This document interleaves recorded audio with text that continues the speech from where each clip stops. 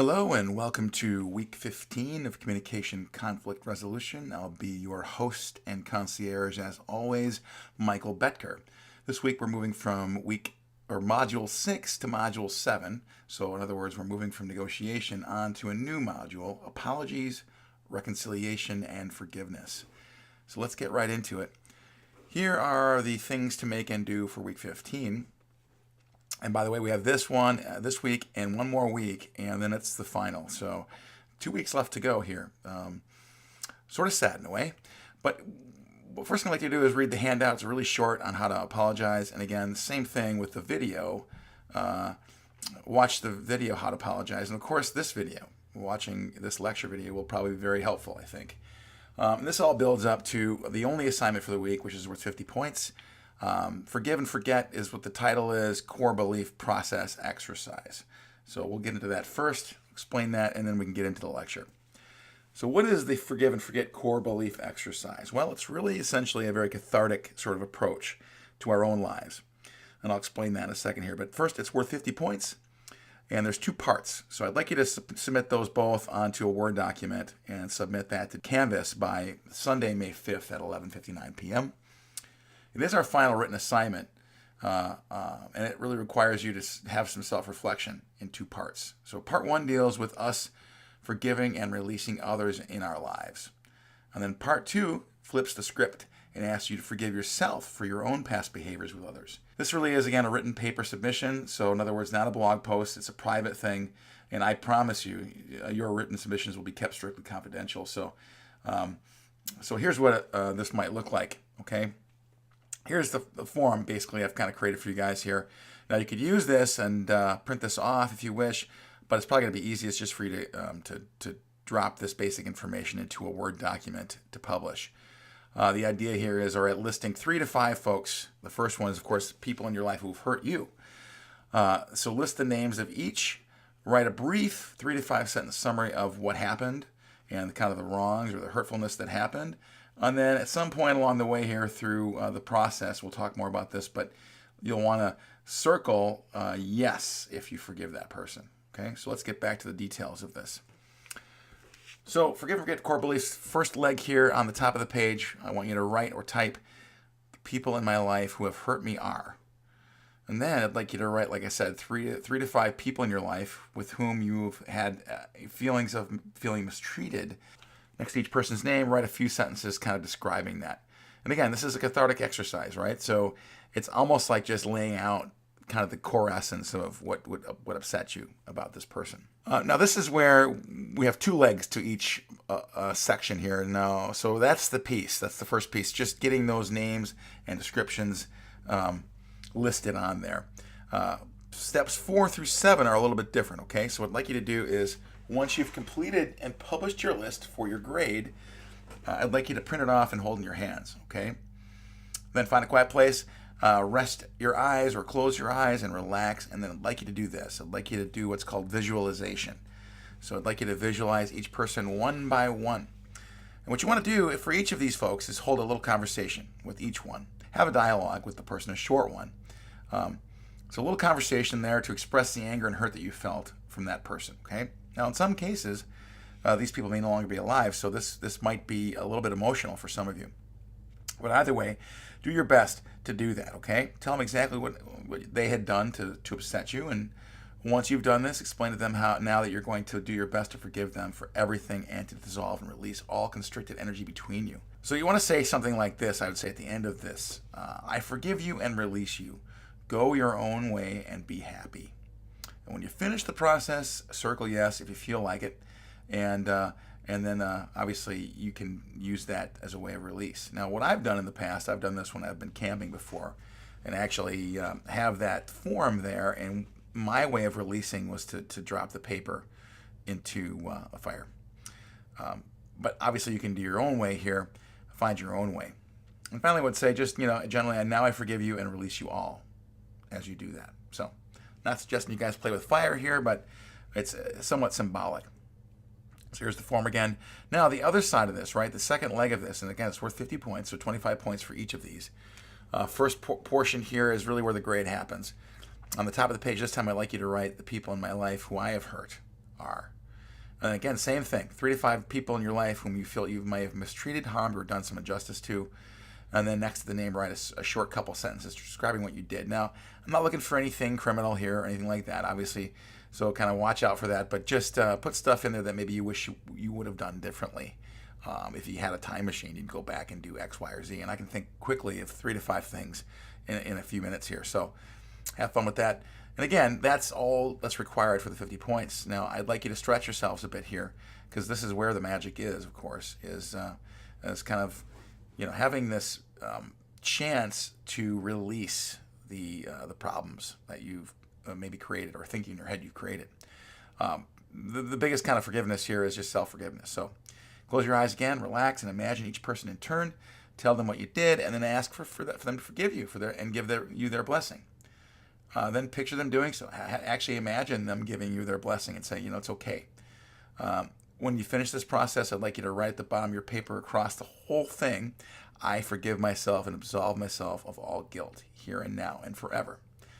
And when you've done this, I'd like you to, and you've published your exercise, you can print off the page and throw it away as a symbol of letting go, or even write forgiven and released in big letters across the page. And like I said before, I chucked mine in the fire when I was camping. Now, we don't have that luxury here, but find your own way to get it. Now, maybe it feels good just to ball it up and throw it in the garbage can. Whatever you feel is necessary, but there's power in writing these things down. All right, so that seems a little weird, I'm sure, probably to some of you guys, but indulge me and take a shot at this, and I think you'll probably feel a little bit better, maybe. All right, so that's it. If you have any questions on this project here, like I said, really the only real requirement here is just to write down the names and what they did, and then I'm not even going to require you to say, yes, I forgive this person if you don't want to, but maybe you could write out a little short, yes, I do, or maybe I don't. Either way, you're working on it. Have fun with this, and I hope there's some sort of prescriptive value for you guys as a result of this. All right, so let's move on to the lecture here now. I've got a few slides I want to share with you guys regarding apologies. We're going to really focus on apologies this week here. So let's a cute little picture of a puppy here. I love dog shaming. You can make my dog make that same face. It really is kind of hysterical. But how to give apologies and to give them and get forgiven is really what this is all about here. So let's talk about apologies. So we've probably done this before when you're on a crowded elevator and you step on somebody's toe, right? Or maybe you bump against them, and what do you say? You say, oh, I'm so sorry. So I guess my question to you guys is, why is it so tough then to apologize when it really matters? And that's what we're going to talk about today. So here's the short answer, right? It's because apologizing is so emotionally fraught in personal and public lives. And remember we talked about, and I forget what week it was, but we talked about the one up, one down positioning and how men often don't like to apologize because it kind of sullies their self-esteem. And that's really what it comes down to, right? Most of us don't like to apologize or don't feel comfortable doing it because it puts them in a one down position. So we see this a lot, right? And our current president is no stranger to lying, right? Or to not telling the truth. But he doesn't certainly apologize for his behavior like maybe he could. Now, again, I'm tipping my hat here from a political standpoint, but I think a lot of politicians, so if you want to just look at both sides, you could say, yes, politicians on both sides do that to a certain degree. Either way, apologies are not forthcoming a lot of times in politics. So what we're going to learn about here in this class, right, is just how to create and write a sincere apology. Now, sincere apology is a knowledge of specific action that caused harm, and it takes a full sort of involvement and full responsibility for the action is what you do when you do that. So it demonstrates and expresses regret for the action and its effects. Now, obviously, the key there is, do you truly feel empathy? In some cases, as we'll see here in a couple slides ahead, sometimes we get these false apologies or fake apologies that do not ring true, so we have to watch out for that as well. It is tough. And why is it so tough? Well, because it requires humility. And that's not something is always easy for us as human beings. And again, like I discussed before, apologizing temporarily reduces one's self-esteem. So the offender who apologizes yields some power in some cases and even some control by saying, I'm sorry. Humility can lead to almost an uncomfortably close feeling of humiliation is really kind of the story there. And one last thing I want to mention before we get started here, a true narcissist never apologizes because they never feel like they're wrong. So Well, there are people like that out there in the world too. So what are the goals of a good apology? A good apology reflects both inwardly and outwardly, right? So inwardly, it shows remorse for your actions. Outward reflection, conversely, acknowledges the hurt you've caused someone else. So there's empathy involved there as well. So it's both internal and external. All right. So what I want to talk about next, and this is some you'll see this in the article I gave you. Now, Schur and Darley from 1997 talked about these steps to an effective apology. So this is well documented. But step one, the first thing here is express remorse, and true remorse is what we're looking for here. Something along the lines of "I'm sorry" or "I apologize." Without these identifier words, your message may be lost. So you almost got to just state it out there. In this case here, we've got My Little Pony saying, "I'm sorry, I won't let it happen again," and it seems sincere. So that's the first clue. Okay, the first step is express remorse. Step two, admit responsibility. Okay, acknowledge what you did. Empathize and let the person know that you know how badly you made them feel. So in this case here, I know I have hurt you. I am sorry, and showing true remorse, and that you feel bad about it. Step three is kind of an important pivot point in the process. And by the way, there are only four. Step three is make amends. So in other words, you want to take action to make the situation right, whatever it is. And the last step there, explain that you won't repeat the action or behavior again, and even provide a qualifier in some cases, okay? You want to share your plan for how that won't happen again. And here's what I talk about when I talk about an effective apology. You could say something like, from now on, I'm going to manage my stress better so that I don't snap at you and the rest of the team. And I want you to call me out on it if I do it again. So again, it's not just saying that. It's lip service. You would just say, okay, I won't do that again. Try to put some kind of governor on your behavior as well. So just ask them. You could ask them to, let you know when you're out of line again. And I think that goes a longer way toward resolving the situation. So to summarize, again, you want to express remorse. That's the first step, right? So you really, truly feel sorry for what you have done. And maybe it's sometimes on both sides, and maybe it's not always easy to see where you may need to express remorse, but it takes two to tango, right? It's never a perfect situation where 100% of the time the other person's at fault. So you've got to kind of look for that spot where you might have been out of line. And then, of course, step two, admit that responsibility. Okay, so take ownership in a way. The third piece, like we talked about, is make amends, and then explain that you won't repeat the behavior again, and even provide a qualifier for that statement there. And of course, I love this. Joey is very, very sorry. All right, so another portion I want to share with you. This is another sort of version of this how to apologize. So number two here, from a post from Joellen Poon, a fourth grade teacher.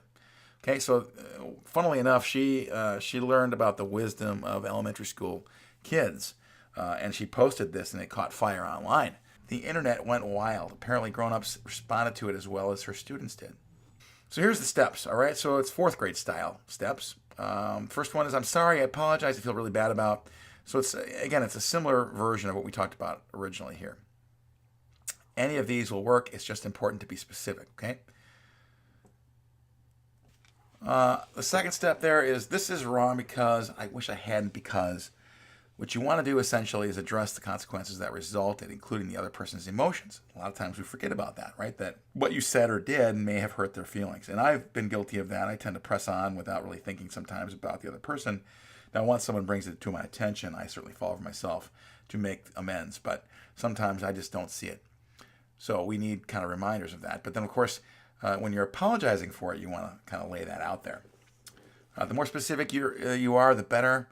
And if you're introspective and humble enough, touch on how it fed some undesirable character trait of your own. For example, things like I was prideful, or I was selfish, or I was lazy. Any one of a host of things behaviorally that you now recognize as being a variable. Again, fourth grade style is very similar. Next time I will, in the future I will. State a clear plan to change. In this case here, from Tumblr, I will eat dearth. I will crawl on glass. I'll be your assistant. I'll be your servant. I'll be your slave. I'll be whatever it takes, but I want you to forgive me.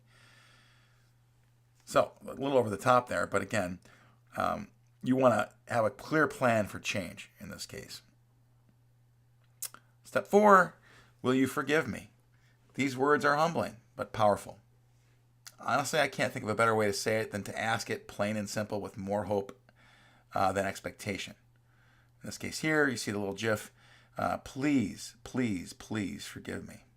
A couple caveats, okay? So you also want to consider what you are saying outside of your words. So your body language, and we talk about nonverbals in this class a fair amount. So things like your body language, facial expressions, and tone of voice. Like here, like Mariah Carey. Nothing infuriates another person like an insincere apology. And I think many would agree that no apology is better than a fake one. So here she's saying sorry, right? And it's obvious that she doesn't really mean it based on her facial expressions and her body language. So be careful there. All right, so 4 steps again. I apologize. Start out by saying that and be sincere. And very similar again. This is wrong because I wish I hadn't because. Step 3, next time I will make a plan for change. So lay that out there. And then the last thing, asking for forgiveness. Just simply asking for it. All right, a couple other things, caveats you want to watch out for in addition to Mariah Carey's little insincere apology here. Some things you got to watch out for, right? Justifying your words and behavior. So the key word here to watch out for is but. I'm sorry, but. That but wipes out any sincerity of your apology whatsoever, right? So I'm sorry, but you provoked me, or I'm sorry, but I was drunk, and so on and so forth here, right? Just plug in the words, and the key here is just get rid of that but. I'm so sorry, period, is better. So things like I'm sorry you're so sensitive is not really apology at all. It's almost like a backhanded apology. In fact, that's what that is. It's a backhanded apology, right? I'm sorry you hate what I do. I'm sorry if you're mad. I'm sorry you made me do that. I've heard these things before. They're very juvenile. And if you've said them before, you want to kind of eradicate those from your language if you can. So another way of thinking about this too is blaming the victim, right? So here's a couple examples of that. I'm sorry for being annoying when I want to talk, needy because I miss you, emotional when I care, and insecure because I'm afraid to lose you. So let's get an example of blaming the victim. Here's a better one. I'm sorry I hurt your feelings when I called you stupid. I really thought you already knew.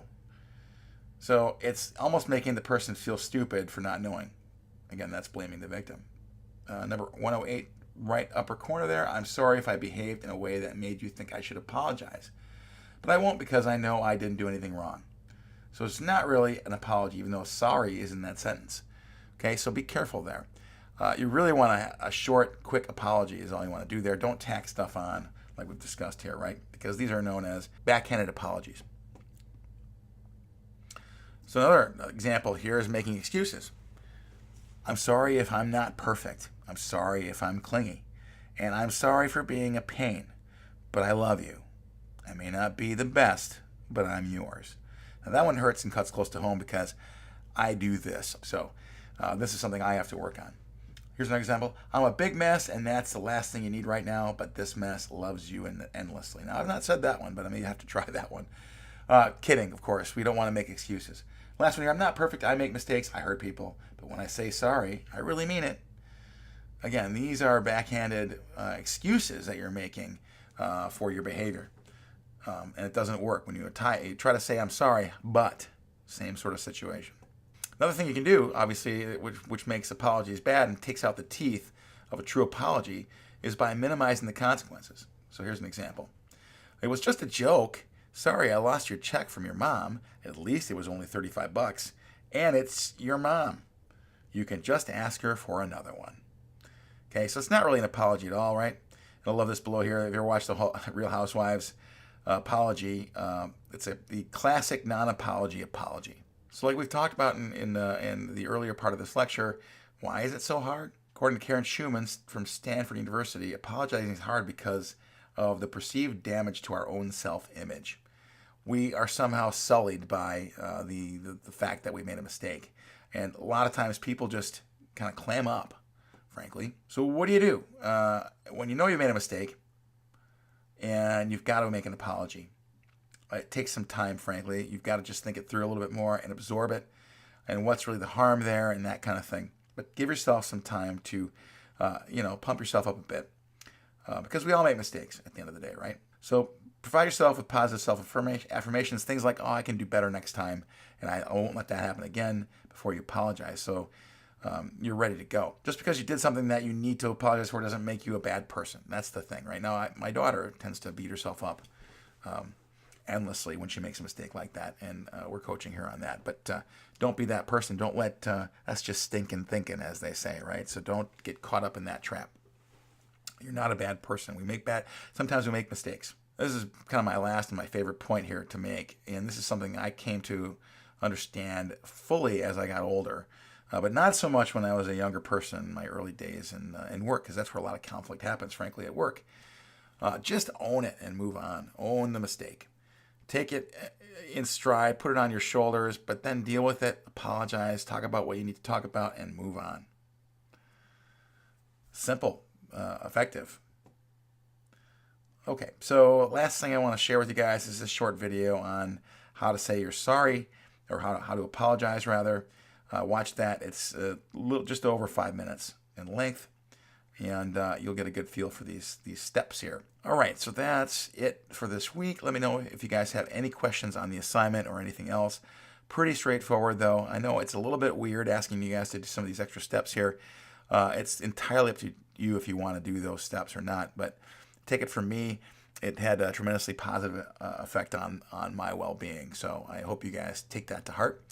And hey, we'll talk to you guys again next week. In week 16, we'll carry on further with apologies, reconciliation, and forgiveness. I'll see you guys next week. Hope all is well, and we'll talk to you soon.